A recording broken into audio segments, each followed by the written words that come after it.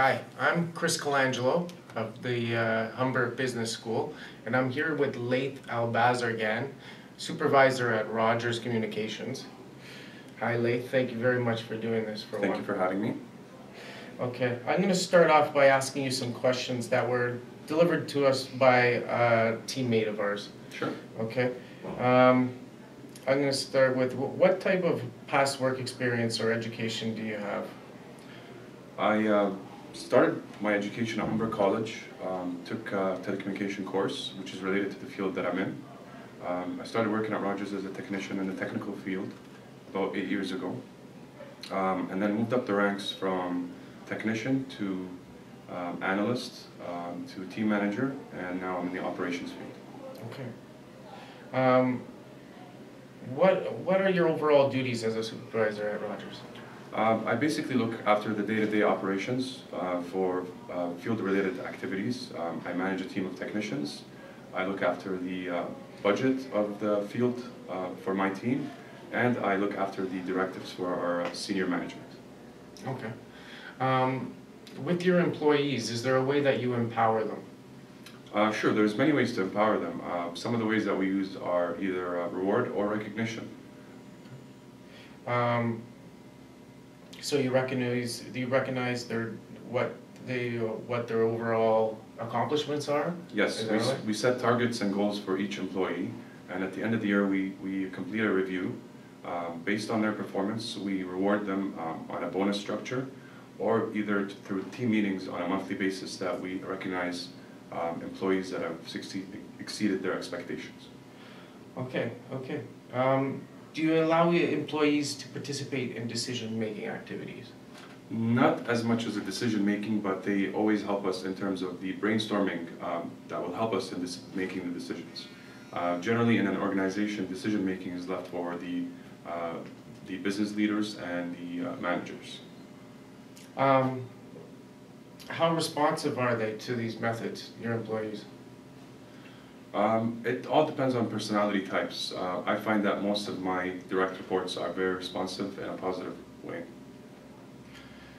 Okay, our next question here is, what type of skills would you say best match your managerial skills? I guess it has to do with a bunch of combination of skills, personal skills, people management skills, supervisory skills. As a people's manager, you have to adapt to every situation differently. Because of different personality types, you have to have an array of different skills to help manage these people. Okay. On an average day, would you say that you spend more time leading, controlling, planning, organizing, or staffing? It depends on the day.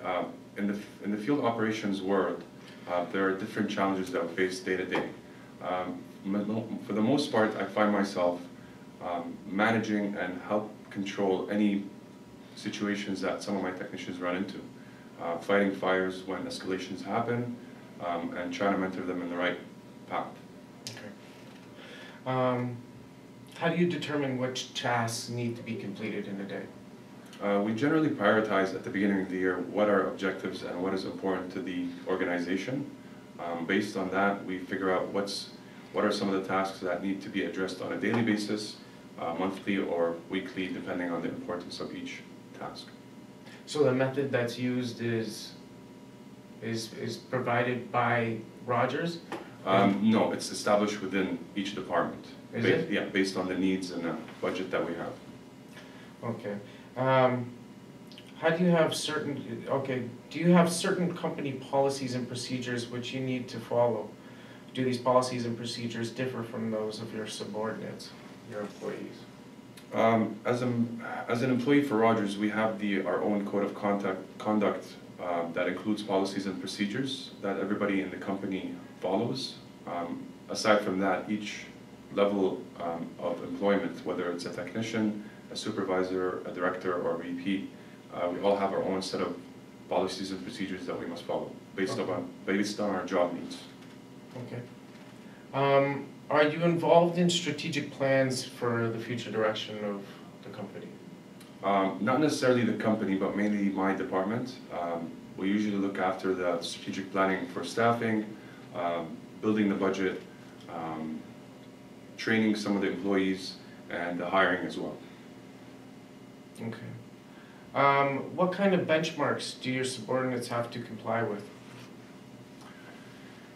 We have what we call KPIs, Key Performance Indicators. Basically, they're a set of metrics that we use that will help us benchmark the technician's performance to ensure that they're doing a great job, and that will allow us to gauge their performance at the end of the year.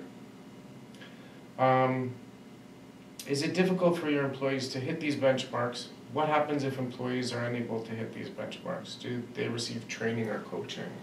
Absolutely. As I mentioned earlier, there's different types of personality types.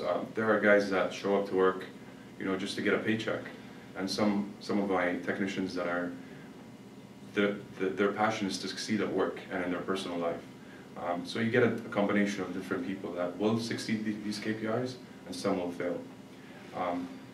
When one of our employees fails meeting these targets, we establish these performance plans or coaching plans that will help them and enable them to succeed. Okay. Is there a high turnover rate of employees within your department? If so, does this affect you in your position? How do you plan for high turnovers? Not really, actually. I just had an employee that retired after 38 years of service. 38 years? Yes. Holy moly. Yes. That's a long time. Yeah. Most of our employees stay within the company because we offer great packages. It's a great company to expand your skills, your knowledge, and your career. What are your main objectives being a supervisor for this department? Just like any organization, mainly generate as much revenue as possible, controlling our budget, our costs, ensuring our customers are satisfied, and continuous improvement of the product and the employee as well. Okay. Do you find your job to be stressful? If so, how do you deal with reducing your stress? There are days that are more stressful than others. Depending on the type of stress that we face on a daily basis, I either delegate some of the work, or I choose to play sports or have extracurricular activities outside of work that will help me reduce the amount of stress. Friends? Friends, Good family, friends. sports, yeah. Yeah. Very good friends. What tools do you use to help manage your time?